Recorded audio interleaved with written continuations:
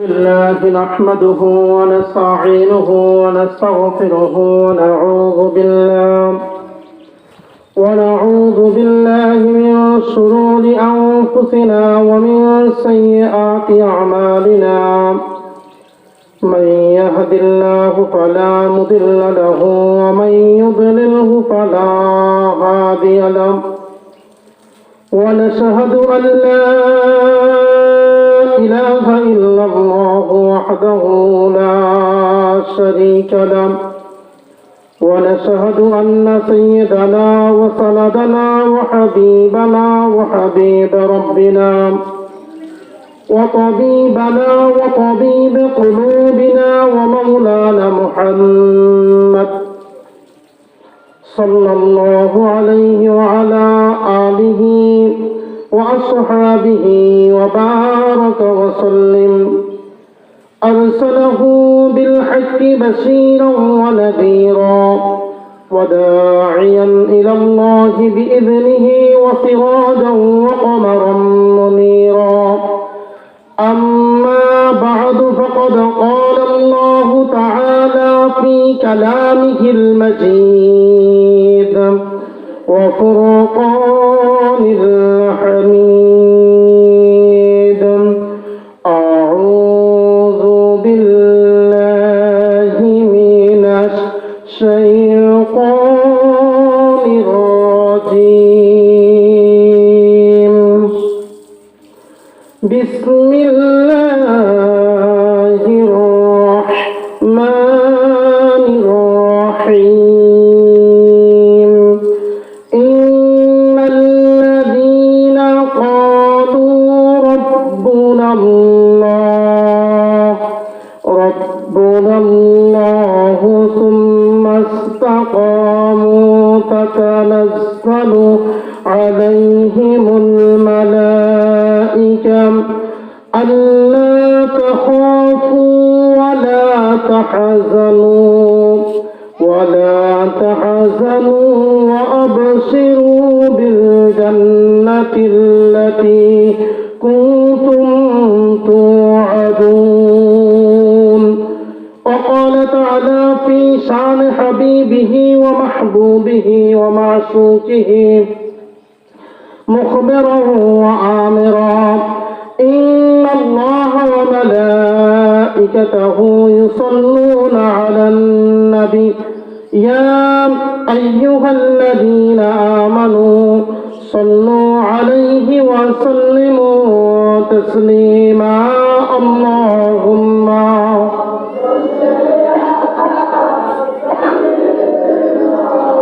مولانا محمد وعلى آله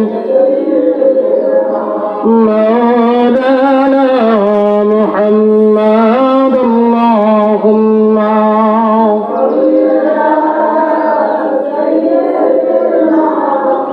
مولانا محمد وعلى آله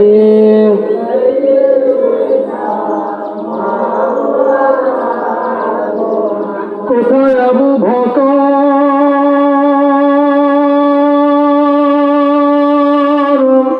কোথায় ওমর, কোথায় আলী, তোমাদের বিহনে মদিনার ইসলাম মদিনার বুকে যায় চলি।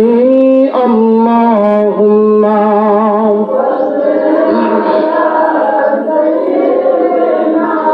مولانا محمد وعلى آله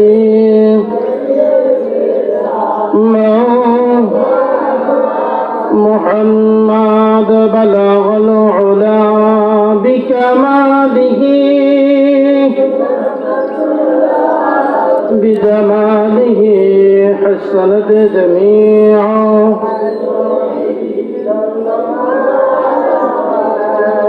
मुझे कुछ मिले या न मिले मोहम्मद मिले, यानी हो शायद जैसे अल्लाह मिले। बलगल उला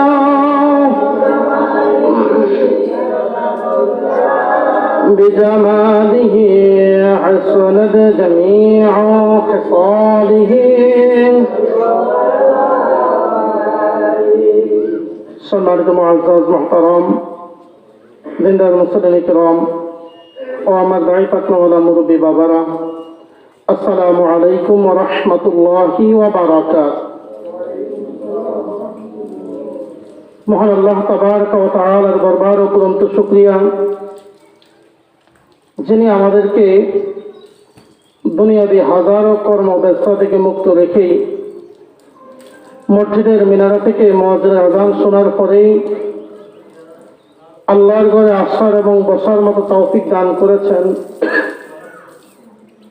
আমরা সকলে অন্তরস্থল থেকে হৃদয় উজাড় করে দিয়ে মুহাব্বতের সহিত একবার পড়িনি আলহামদুলিল্লাহ। তারই সাথে সাথে হাজারো দরুদ প্রেরণ করছি বিশ্ব মানবতার মুক্তির দিশারি, বিশ্ব নবী, নবীদের নবী, নবিকুলের শিরোমণি নবী মুহাম্মদ রাসূলুল্লাহ সাল্লাল্লাহু আলাইহি ওয়াসাল্লামের প্রতি। শুকরিয়া মহান আল্লাহ রাব্বুল আলামিনের দরবারে, যিনি আজকে এই দীর্ঘ প্রায় 1 বছর যাবৎ করোনা ভাইরাস আক্রান্ত থাকার পরেও যে আল্লাহ রাব্বুল আলামিন আমাদেরকে সুস্থ রেখেছেন। বিশেষ করে বর্তমান সময়েও সমাজে অসংখ্য লোকগুলো অসুস্থ অবস্থায় রয়েছেন, বিভিন্ন জন বিভিন্নভাবে অসুস্থ অবস্থায় রয়েছেন। সেই অবস্থা থেকেও যে আল্লাহ রাব্বুল আলামিন আমাদেরকে সুস্থ রেখেছেন, আমরা সকলে আবারও বলি আলহামদুলিল্লাহ। আমরা গত জুমায় আলোচনা শুনেছিলাম সূরা আসর থেকে। সূরা আসরের শুরু ওয়াল আসর ইন্নাল ইনসানা লাফি খুসর। সময়ের শপথ, মানুষগুলো ক্ষতিগ্রস্ত হয়ে রয়েছে। শুধু এই 2টি শব্দের 2টি আয়াতের ব্যাখ্যা শুনেছিলাম। আজকে আমরা 3 নম্বর কথাগুলো শুনবো ইনশাআল্লাহ। আপনারা সকলেই খুতবার প্রারম্ভে একটি কথা শুনে রাখেন, আমরা এমন একটি মাসে পদার্পণ করেছি যে মাস, আরবি মাস, অত্যন্ত বরকতপূর্ণ মাস, রজব মাস। যেই মাসে আল্লাহ রাসূল সাল্লাল্লাহু আলাইহি ওয়াসাল্লাম দোয়া করতেন, আল্লাহুম্মা বারিক লানা ফি রজব ওয়া শাবান ওয়া বাল্লিগনা রমাদান। আল্লাহুম্মা বারিক লানা ফি রজব ওয়া শাবান ওয়া বাল্লিগনা রমাদান। হে আল্লাহ, আমাকে রজবের বরকত, আল্লাহ শাবানের বরকত, এই 2 মাসের বরকত দিয়ে দেন এবং সামনে যে রমজান আসতেছে, রমজান পর্যন্ত আমার হায়াত বৃদ্ধি করে দেন। সুবহানাল্লাহ। এই দোয়া আমরা সকলে করবো তো ইনশাআল্লাহ। আজকে থেকেই দোয়া শুরু করে দিব। এটা মাস আসছে আর 4-5 দিন আগে, কিন্তু আজকে থেকেই যেহেতু শুনেছি দোয়া শুরু হয়ে যাবে। আল্লাহুম্মা বারিক লানা, বলেন আল্লাহুম্মা বারিক লানা ফি রজব ওয়া শাবান ওয়া বাল্লিগনা রমাদান। আল্লাহুম্মা বারিক লানা ফি রজব ওয়া শাবান ওয়া বাল্লিগনা রমাদান। এটা হচ্ছে এই মাসের আমল। এরপরে আমরা যে দিকে কথা বলা শুরু করছি সেদিকে চলে যাচ্ছি। আলোচনার ভূমিকা লম্বা করা যাবে না। আল্লাহ রাব্বুল আলামিন সূরা আসরের ভিতরে 4টি গুণ বর্ণনা করেছেন। কয়টি গুণ? 4টি গুণ বর্ণনা করেছেন। আল্লাহ রাব্বুল আলামিন বলেন, ও আমার বান্দাগুলো, তোমরা শুনে রাখো, আমি তো প্রথম খেলায় বলে দিয়েছি সকল মানুষগুলো ক্ষতিগ্রস্ত। ইন্নাল ইনসানা লাফি খুসর। সকল মানুষগুলো ক্ষতিগ্রস্তের মধ্যে রয়েছে। আমরা যেহেতু মানুষ, আমরাও ক্ষতিগ্রস্তের মধ্যে রয়েছি। আল্লাহ রাব্বুল আলামিন এরপরে বলতেছেন, ইল্লা, কিন্তু আল্লাযীনা, যারা আমানু, ঈমান আনে, ওয়া আমিলুস সালিহাত, এবং নেক আমল করে, ওয়া তাওয়াসাউ বিল হক, সৎ কাজের উপদেশ দেয়, ওয়া তাওয়াসাউ বিস সবর, এবং ধৈর্য ধারণ করে, বিপদে ধৈর্য ধারণ করার উপদেশ দেয়। এই 4 শ্রেণীর লোক ব্যতীত বাকি সব ক্ষতিগ্রস্ত। সুবহানাল্লাহ। কয় শ্রেণী ক্ষতিগ্রস্ত? সব। বাঁচবো কয়জন লোক? কয় কাজ করলে বাঁচবো? 4 কাজ করলে। কয় কাজ? 4 কাজ ওয়ালা লোকগুলো বাঁচবে। সারা সব ক্ষতিগ্রস্ত হয়ে রয়েছে। তারা দুনিয়ার ক্ষতি নয় বন্ধু, দুনিয়ার ব্যবসার ক্ষতি নয়, দুনিয়ার টাকার ক্ষতি নয়, দুনিয়ার হায়াতের ক্ষতি বন্ধু, এই দুনিয়ার পুরো জীবনের ক্ষতি। যে জীবন দিয়ে আমাকে কবরে চলে যেতে হবে, এই জীবনের মধ্যে যদি আমি 4টি জিনিস অর্জন করতে না পারি, তাহলে আমার মতো ক্ষতিগ্রস্ত আর কেউ হবে না। সর্বপ্রথম হচ্ছে ইল্লাল্লাযীনা আমানু, সর্বপ্রথম হচ্ছে যারা ঈমান আনে। ঈমান কি রে বন্ধু? ঈমান হচ্ছে এমন একটি জিনিস যা আল্লাহ রাব্বুল আলামিনকে প্রভু হিসেবে একত্বতার সাথে মেনে নেওয়া। ঈমান হচ্ছে আল্লাহকে মেনে নেওয়া, আল্লাহ রাব্বুল আলামিন এক, এই কথা স্বীকার করা। ঈমান হচ্ছে অঙ্কের মতো। একটি অঙ্ক আপনি করেছেন, অঙ্কটা করার পরে অঙ্কটা মনে করেন 10 লাইন, 10 লাইনের একটি অঙ্ক যদি আপনি সম্পূর্ণ অঙ্ক ঠিক করেছেন কিন্তু অঙ্কের রেজাল্ট আপনি দেন নাই, অথবা অঙ্কের মধ্যখানে একটি লাইন আপনি করেন নাই, আপনার এই অঙ্কতে 10-এ 10 মার্ক পাওয়া যাবে? তো 10-এ 10 মার্ক পাওয়া যাবে। কারণ হচ্ছে কি, আপনি তো পুরো অঙ্কই করেছেন, সামান্য একটি শব্দ না লেখেন না, একটি সংখ্যা না লিখতে মনে নাই, একটি সংখ্যা না লিখেন নাই, আপনার মনে হয় সম্পূর্ণ অঙ্ক হয়ে গেছে, তাই না? না রে বন্ধু, না।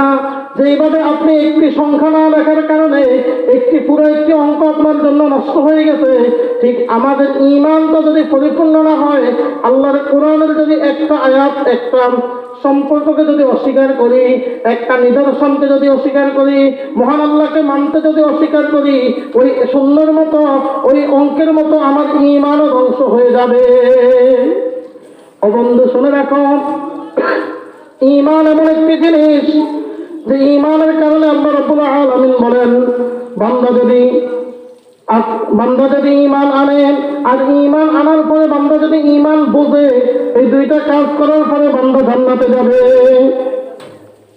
মান ক্বালা লা ইলাহা ইল্লাল্লাহ ফাদাখালাল জান্নাহ, যে ব্যক্তি একবার অন্তর থেকে লা ইলাহা ইল্লাল্লাহ বলল, অর্থাৎ বান্দা লা ইলাহা ইল্লাল্লাহর গুণগুলো স্বীকার করলো, অর্থাৎ আল্লাহ ছাড়া কোনো মাহবুদ নাই, এই কথা বান্দার দ্বারা স্বীকার হয়েছে।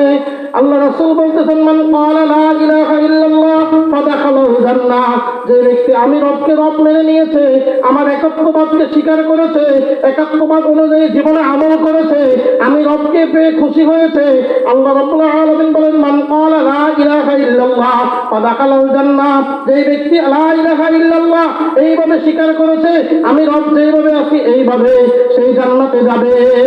সুবহানাল্লাহ। সে কোথায় যাবে? জান্নাতে যাবে। ঈমানদারের পরিচয় কি? আল্লাহ রাব্বুল আলামিন কোরআনে কারীমের 49 নম্বর সূরা হুজুরাতের 15 নম্বর আয়াতের মধ্যে আমার আল্লাহ রাব্বুল আলামিন বলেন, ইন্নামাল মুমিনুনাল্লাযীনা আমানু বিল্লাহি ওয়া রাসূলিহি। আল্লাহ রাব্বুল আলামিন বলেন, মুমিন তো আসলে তারাই যারা আল্লাহ এবং তার রাসূলের প্রতি ঈমান আনে, এবং তারা কি করে না? ঈমান আনতে দেয় কোনো দ্বিমত পোষণ করে না। অর্থাৎ ঈমান আনতে গিয়ে তারা কি করে না? দ্বিমত পোষণ করে না, আল্লাহ ছাড়া অন্য কাউকে প্রভু হিসাবে মানে না। আজকে আমাদের সমাজে আল্লাহ ছাড়া অন্যর পায়ে সিজদা করা আছে না নাই? আজকে আমাদের সমাজে অন্যর পায়ে আল্লাহ ছাড়া নেতার কাছে, নেত্রীর কাছে, ক্ষমতার কাছে, বিভিন্ন জনের কাছে চাই কি চায় না? আল্লাহ রাব্বুল আলামিন বলেন, ও আমার বান্দাগুলি শোনো, আল্লাহ রাব্বুল আলামিন বলেন, ইন্নামাল মুমিনুনাল্লাযীনা আমানু, মুমিন তো তারাই যারা কি করে? ঈমান আনে আল্লাহ এবং রাসূলের প্রতি, আর ঈমান আনতে গিয়া কোনো প্রকার সংশয় করে না, কোনো প্রকার চিন্তাও করে না, তারা সব সময় এক কথায় অটল থাকে। এ সম্পর্কে মহান রব্বে কারীম কোরআনে কারীমের 41 নম্বর সূরা হামিম আস-সাজদার মধ্যে বলতেছেন, 30 নম্বর আয়াত, আল্লাহ রাব্বুল আলামিন বলেন, ইন্নাল্লাযীনা ক্বালু রাব্বুনাল্লাহু সুম্মা ইসতাকামু তাতানাজ্জালু আলাইহিমুল মালাইকা আল্লা তাখাফু ওয়া লা তাহজানু ওয়া আবশিরু বিল জান্নাতিল্লাতী কুনতুম তুআদুন। আল্লাহ রাব্বুল আলামিন বলেন, ইন্না নিশ্চয়াল্লাযীনা যারা ক্বালু বলে রাব্বুনাল্লাহ আমাদের রব আল্লাহ, সুম্মা ইসতাকামু এবং এই কথার উপর অটল থাকে, তাতানাজ্জালু আলাইহিমুল মালাইকা আমি আল্লাহ রাব্বুল আলামিন তাদের উপর ফেরেশতা নাযিল করি। সুবহানাল্লাহ। আল্লাহ রাব্বুল আলামিন বলেন, যারা আমি রবকে রব বলে স্বীকার করেন, শুধু রব বলে স্বীকার বাহিরে নয়, মসজিদে আসলে এক আল্লাহ, বাহিরে মনে হয় আমাদের আল্লাহ নাই। বাহিরে আল্লাহ আছে কিনা? না, আল্লাহ কি শুধু মসজিদের মধ্যে সীমাবদ্ধ? আল্লাহ কি বাহিরে আছে কিনা? ইরিদান কাটার সময় আছে কিনা? ইরিদান রোপণ করার সময় আছে কিনা? জমিতে সার দেওয়ার সময় আছে কিনা? আমার কর্মজীবনে আছে কিনা? আমার চারিত্রিক ঘটনে আছে কিনা? আমার সাংসারিক জীবনে আছে কিনা? আমার রাষ্ট্রীয় জীবনে আছে কিনা? সমস্ত ক্ষেত্রে আমার আল্লাহ আছে না নাই? সমস্ত ক্ষেত্রে আমার আল্লাহ আছে না নাই? আমি যা করতেছি আমার আল্লাহ দেখে কি দেখে না? আমার আল্লাহ শুনে কি শুনে না? আল্লাহ রাব্বুল আলামিন বলেন, মা ইয়ালফিযু মিন কাওলিন ইল্লা লাদাইহি রাকীবুন আতীদ। আল্লাহ রাব্বুল আলামিন বলেন, বান্দা এমন কোনো কথা বলে না যা আমি আল্লাহ রাব্বুল আলামিন রেকর্ড করি না। বলেন সুবহানাল্লাহ। আল্লাহ রাব্বুল আলামিন আমাদের কথাগুলো রেকর্ড করে তো নাকি? কি দিয়ে রেকর্ড করে? আল্লাহ রাব্বুল আলামিন কোরআন কারীমের মধ্যে সূরা ইনফিতরে বলতেছেন, কিরামান কাতিবিনা ইয়ালামুনা মা তাফআলুন। আল্লাহ রাব্বুল আলামিন দুইজন কিরামান কাতিবিন ফেরেশতারা তোমার সমস্ত কিছু লিপিবদ্ধ করে কি করে না? লিপিবদ্ধ করে কি করে না? আল্লাহ রাব্বুল আলামিন বলেন, যারা ঈমান আনে এবং আমাকে রব বলে স্বীকার করে, তারা বলে আল্লাহ আমাদের রব, সুম্মাস্তাকামু, এবং তার উপর অটল থাকে। পুলিশকে ভয় পায় না, রেবের গুলিকে ভয় পায় না, মামলাকে ভয় পায় না, হামলাকে ভয় পায় না, কোনো কিছুই তাদের চিন্তা চেতনার মধ্যে থাকে না। তারা সবসময় বলে আহাদ আহাদ, আমার আল্লাহ এক, আমার আল্লাহ এক। তারা দুনিয়ার কোনো রক্তচক্ষুকে ভয় করে না। সুম্মাস্তাকামু, তাদের চিন্তা থাকে সর্ব অবস্থায় তাদের চিন্তা হচ্ছে সুম্মাস্তাকামু, যত বিপদ আসুক না কেন, যত মুসিবত আসুক না কেন, যত আযাব আসুক না কেন, মামলা দিয়ে দেওয়া যায়, হামলা দিয়ে দেওয়া যায়, সমস্ত কিছু দিয়ে স্তব্ধ করে দেওয়ার চিন্তা থাকে। তাদের চিন্তায় হচ্ছে সুম্মাস্তাকামু, তাদের কথায় হচ্ছে দুনিয়ার যত বিপদে আসুক না কেন সুম্মাস্তাকামু, তারা সর্ব অবস্থায় আল্লাহকে এক মানে। সুবহানাল্লাহ। অর্থাৎ সর্ব অবস্থায় কি করে? আল্লাহকে এক পেয়ে স্বীকার করে। আল্লাহকে এক পেয়ে কি করে? যে এই কথার উপর অটল থাকে, দুনিয়ার কোনো রক্তচক্ষু তাদেরকে ফিরে দিতে পারে না। আপনি বিশ্বাস করেন, কোন মুমিনকে যারা ঈমান আছে অন্তত আল্লাহ রাব্বুল আলামিনকে ভয় করে না, একমাত্র আল্লাহকে বিশ্বাস করে, আল্লাহর উপর থাকে, আল্লাহর চিন্তা নিয়ে থাকে, ওই ব্যক্তিকে দুনিয়ার পাশের কাছ থেকেও তার ঈমান সরাইতে পারে? ঈমান সরাইতে পারে? যদি ঈমান সরাইতে পারতো, ফাঁসির কাছ থেকে কিভাবে একটা লোক হাসতে হাসতে জীবন দেয় সেটা আমার বুঝে আসে না রে বন্ধু। যদি ঈমান সরাইতে পারতো, যদি ঈমান নষ্ট করতে পারতো, কিভাবে একটা লোক জীবন ভিক্ষা পায় না? সুম্মাস্তাকামু, তার চিন্তাই হচ্ছে ইস্তেকামাত থাকবে, অটল থাকবে, একমাত্র আমার আল্লাহ যে সিদ্ধান্ত দেয় সে সিদ্ধান্তই বড় সিদ্ধান্ত। বলা ঠিক না বেঠিক? ও বন্ধুগণ, হযরত বেলালের ইতিহাস শোনাম। উমাইয়া যখন বেলালকে শাস্তি দিচ্ছেন, কোন বেলাল? হাবশী বংশের বেলাল। ওই বেলালের মর্যাদা কি? বেলালের মর্যাদা মসজিদে নববীর মুয়াজ্জিন। যে উমাইয়া হযরত বেলালকে শাস্তি দিচ্ছে, আর বেলালকে কি করতেছে? মরুভূমির বালুর মধ্যে উটের পায়ের সাথে বেঁধে পুরো মরুভূমির বালুর মধ্যে ছড়াইল।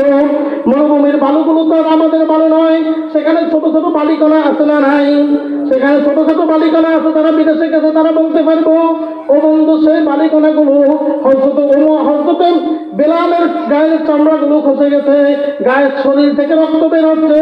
এখন হযরত বেলাল রাদিয়াল্লাহু তাআলা আনহুর জবান থেকে আর পুরো কালিমা লা ইলাহা ইল্লাল্লাহ মুহাম্মাদুর রাসূলুল্লাহ এই কথা এখন আর বের হয় না। হযরত বেলাল বলতেছে, উমাইয়া যখন এত শাস্তি দেয়, উমাইয়া হযরত বেলালের কাছে গিয়ে বলতেছে, ও বেলাল, আর কত শাস্তি ভোগ করবা? আর কত জেলে থাকবা? আর কত জুলুমে থাকবা? আর কত ফাঁসির কাছে জুড়বা? নেতা কর্মী আর কত গ্রেফতার করবে?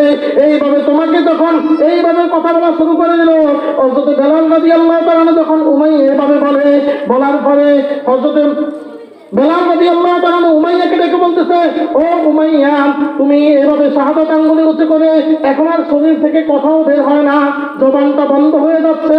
এমন অবস্থায় উমাইয়া হযরত বেলালের বুকের মধ্যে, কানের মধ্যে মাথা দিয়ে দেখে, বেলাল বলতেছে আহাদ আহাদ আহাদ, অর্থাৎ আমার আল্লাহ এক, আমার আল্লাহ এক। ও বেলাল, তুমি যতই আমাকে মরুভূমির মধ্যে সরাও না কেন, যতই আমাকে মরুভূমির বালুর মধ্যে কষ্ট দাও না কেন, যতই আমাকে পাথর চাপা দাও না কেন, গুহার পৃষ্ঠের সাথে দাঁড়াও না কেন, আমি সুম্মা ইসতাকামু, আমার কথাই হচ্ছে আমি ইস্তেকামাত থাকবো, আমি অটল থাকবো, আমাকে ঈমান থেকে বিন্দু পরিমাণ হটাইতে পারবা না। সুবহানাল্লাহ। আমার কাজ কি? সুম্মা ইসতাকামু, যত বিপদ আসো ঈমান থেকে সরবো না। আজকে আমাদের সমাজে ঈমান থেকে সরণওয়ালা লোক আছে না নাই? আছে না নাই? দুই পক্ষের মধ্যে ভেজাল লাগায়, আবার মধ্যখানে সে বিচারক সাজে, এরকম লোক আছে না নাই? দুই পক্ষের মধ্যে ভেজাল লাগায়, বাদীর কাছেও ভালো, বিবাদীর কাছেও ভালো, আসামির কাছেও ভালো, বাদীর কাছেও ভালো, দুই পক্ষের মধ্যে মিড়া মিড়া কথা কয়। যখন তাকে বিচারে সাক্ষী দেওয়ার জন্য বলে, তখন বলে যদি আমার অমুক ভাই রাগ করলো আমি তখন কি করব? বলে কি বলে না? বলে কি বলে না? আওয়াজ দিয়ে বলেন ভাই, বলে কি বলে না? আল্লাহ রাব্বুল আলামিন বলেন এরা মুনাফিক। আল্লাহ কয় কি? এরা মুনাফিক, কারণ এরা সত্যের উপর অটল থাকতে পারে না। আল্লাহ কয় তারাই তো ঈমানদার, যারা কি সুম্মা ইসতাকামু, কথা যেটা বলছে বলছেই, জীবন যাবে আর থাকবে সে চিন্তা করে না, সে চিন্তা করে না। সুম্মা ইসতাকামু, তার চিন্তা হচ্ছে ইস্তেকামাত থাকা, তার চিন্তা হচ্ছে কথা একটাই, আমি যেটা বলছি। এরপর আমার পাশে আসবে, আল্লাহ করে আরে বেকুব, কেন দিল তোর সিদ্ধান্ত থেকে কেন উঠে যাস? তোর জন্য তো আল্লাহ জান্নাত, তোর জন্য কি?